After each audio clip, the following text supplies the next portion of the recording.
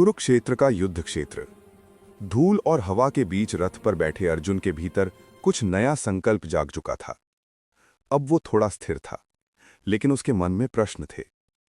अर्जुन ने श्री कृष्ण से पूछा, हे माधव, यदि ज्ञान योग श्रेष्ठ है तो मुझे इस भयंकर युद्ध में कर्म करने के लिए क्यों प्रेरित करते हो? अर्जुन वास्तव में संघर्ष में था।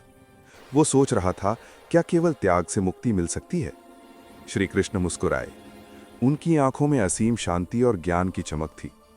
अर्जुन, इस संसार में कोई भी क्षण ऐसा नहीं है जब तुम कर्म किए बिना रह सको।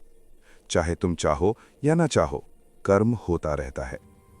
कृष्ण ने समझाया कि कर्म के बिना जीवन संभव ही नहीं है।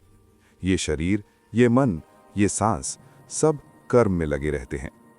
कर्म से भागना अज्ञान है और कर्म करते हुए समत्व में रहना योग है।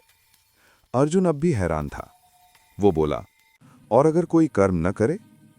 कृष्ण ने उत्तर दिया, जो केवल बैठकर त्याग का दिखावा करता है वो ढोंगी है। सच्चा योगी वो है जो कर्म करता है पर आसक्ति नहीं रखता। कृष्ण ने एक और अद्भुत सत्य प्रकट किया, कर्म करो लेकिन मैं और मेरा भाव से नहीं। कर्म को ईश्वर को समर्पित कर दो। जैसे किसान बीज बोता है पर बारिश को नियंत्रित नहीं करता, वैसे ही मनुष्य कर्म कर सकता है। फल की चिंता नहीं, वो ऊपर वाले पर छोड़ देनी चाहिए। राजा जनक का उदाहरण। कृष्ण बोले, अर्जुन, राजर्षि जनक ने लोक संग्रह अर्थात लोगों के कल्याण के लिए कर्म किया और मुक्ति प्राप्त की। इसलिए तुम भी कर्म करो। तुम्हारे कर्म से समाज को रास्ता मिलेगा। कर्म योग का सार। कृष्ण ने अर्जुन को 3 मुख्य बातें सिखाईं। 1. कर्म करो, फल की चिंता मत करो। 2. त्याग मन का होना चाहिए, कर्म का नहीं। 3. कर्तव्य ही धर्म है।